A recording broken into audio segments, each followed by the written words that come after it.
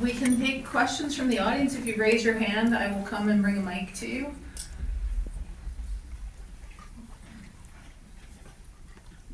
Thank you so much for this film. I'm wondering about your use of archival materials. Our archivist actually first worked at the Schomburg Center, so it was really incredible just to see all these people whose archives I worked with. But I'm interested in both your process and also ideas you have about the importance of Black archives and yeah. The archival material, we say, I mean the photographs. Yeah, well, that's this film was originally meant to be a combination of both the archival and the live action. But when we first started to edit it, Dad realized that it was just too complicated to do at that time. So he made a separate film called From These Roots, which was just with the archival stills, and that won over 20 Film Festival awards. So this film just came together just this year, and the archival footage, man. Yeah. No, we really wanted to keep us in the room as much as possible. And so we chose archival materials really based on their emotional impact rather than their illustrative impact.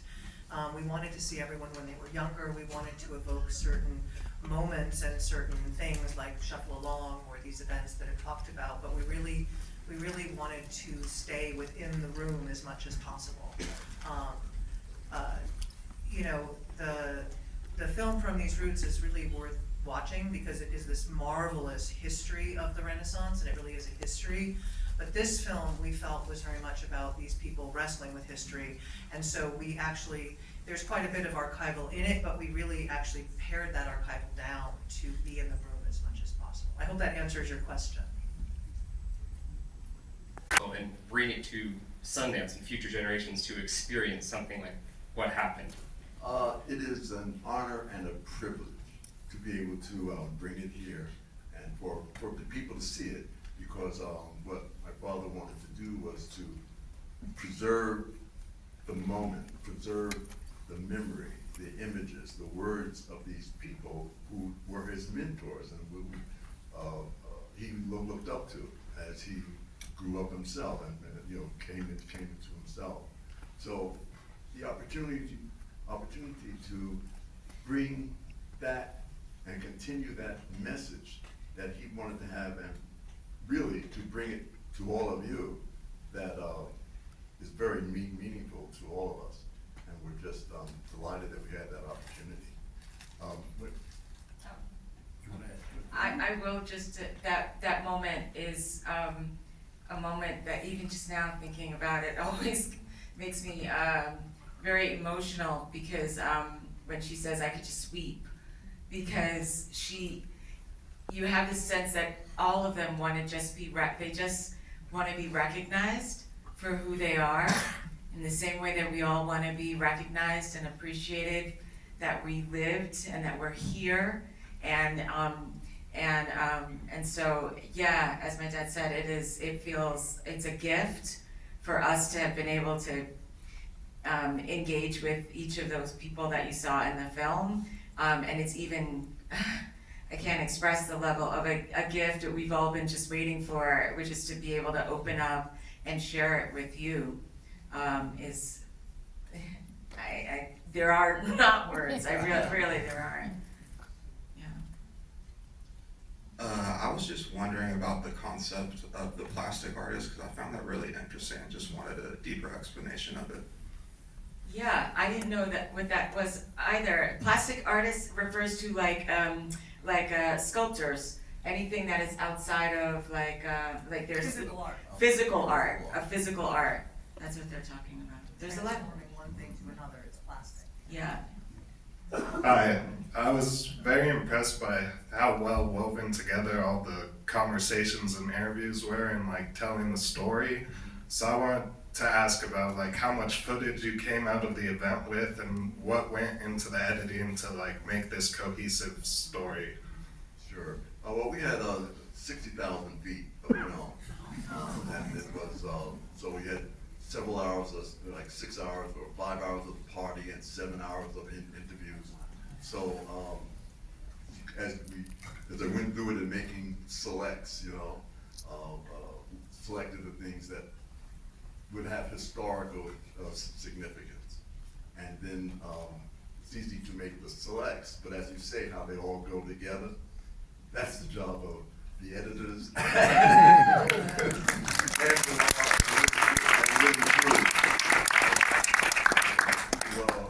Who made the thing flow, So that is the genius of my editorial team. Yeah. Go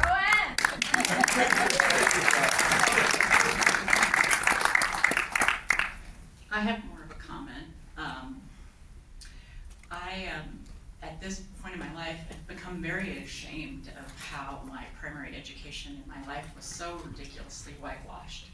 And it took until recently for me to admit that. And I, for one, would love to see this film in every primary school in America. How can I help?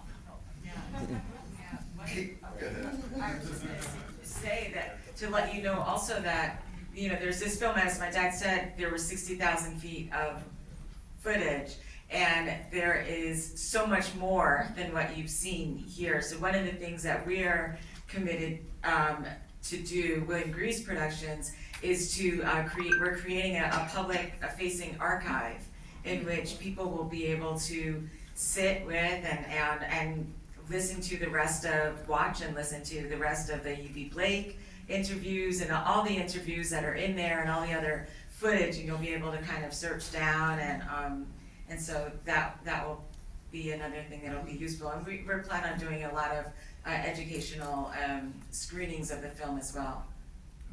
Yeah. Also mention that I always say that this film is like a teaser for the archives, because we have in there such incredible material. You could spend, an hour listening to UB Blake and Lee Whipper and Richard B. Moore.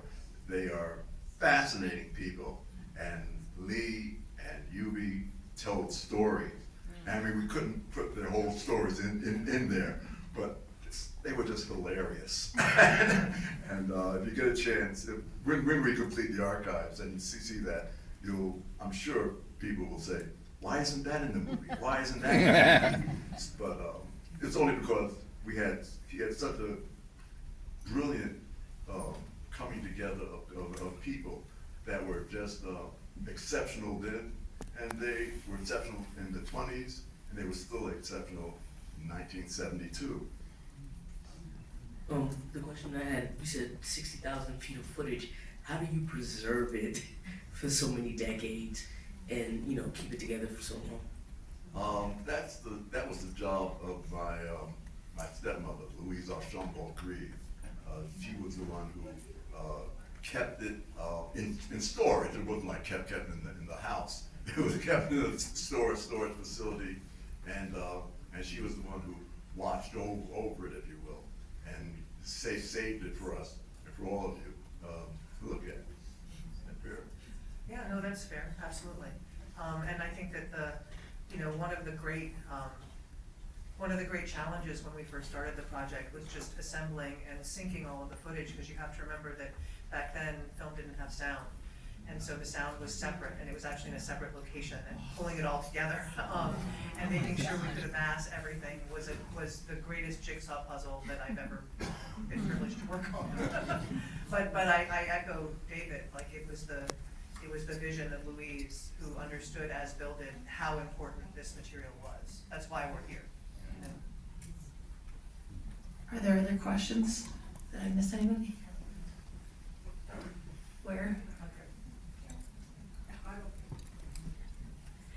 Yeah, so it sounds like this is kind of a collaborative vision with your family, and I'm just curious if you'd like to speak on what it was like working together and bringing this project to life. No, we don't fight. It was an absolute pleasure working with my daughter, and it's so funny, your children as they're growing up, you know, they're kids, you know. And then when they, no, but when you see them in their whole selves as they're fully adult, I found, personally, I was just so impressed with this young lady that it was just a joy, as it was working with the whole team. Everybody had a very positive vision. We all wanted the thing to come out and wanted it to be excellent. So yeah, no, it was all a pleasure working with the family. Actually, I would just add to that, just because, you know, even that mic struggle right there, just that part of something that my grandfather was always thinking about was this idea of conflict. And that when we have conflict, what does that represent and what comes from that? And he was interested in, you know, we've taken the approach from this is that when we find a moment of conflict, rather than to kind of like fight against it, to really try to see what else can be created from that moment. What are we missing? What else can be learned here? You know, what can come from this? What can be understood from this? And we really took that approach from the very beginning of our working relationship. And so it's been an honor. It's been a real privilege. Like we've all worked together at all phases of this. Yeah. I was just curious how the process was. It took so long for it to come to light. When did you start this? Was it years in the making? Well, it started in 1972 when it was shot, and then my grandfather had started thinking about the film. He didn't have money to finish it, as my dad was saying. He was working on this other film called From These Roots. But, and he was also thinking about it in a different way. He was thinking about having some interviews interwoven throughout it, and then started working on other projects, and eventually came back to it. And do you want to finish that, or where we came back to it? Oh, okay. No, I was gonna just say that, like, so in the early 2000s, he and Louise started doing additional filming in Harlem. Harlem was going through another kind of resurgence, and they were filming some contemporary events, thinking that they would kind of see if they could trace the Renaissance through history, and, you know, bring it alive. And then he got sick. Bill got sick, and you know, one of the things Louise always said was that he believed this was the most important event he ever filmed. And in some ways, we talk about this all the time, that like, in a sense, they had to move on in order for this film to be made. They had to kind of let go. I don't know if any of you are familiar with his film Symbiopsychotoxoplasm, which is this marvelous sort of meta-documentary that involves a lot of uncertainty. If you haven't seen it, see it. It's one of the greatest films ever made. But this film also needed the thing that he didn't expect, that she didn't expect to happen, to bring it to life. And David always said he needed to be in the film more than he would have put himself in the film. Yeah, he was in Symbio, but he would not have put himself into the film. But for my thinking, he had to be in it because he, as you can see, he since he conceived it, he brought the folks together, and you could see his passion, and hear the way he was sort of directing the discussions. And I thought that you really had to see that to appreciate this guy. And so yeah, he had to be in the film. I'm afraid that's all we have time for, but we really appreciate your time and your time.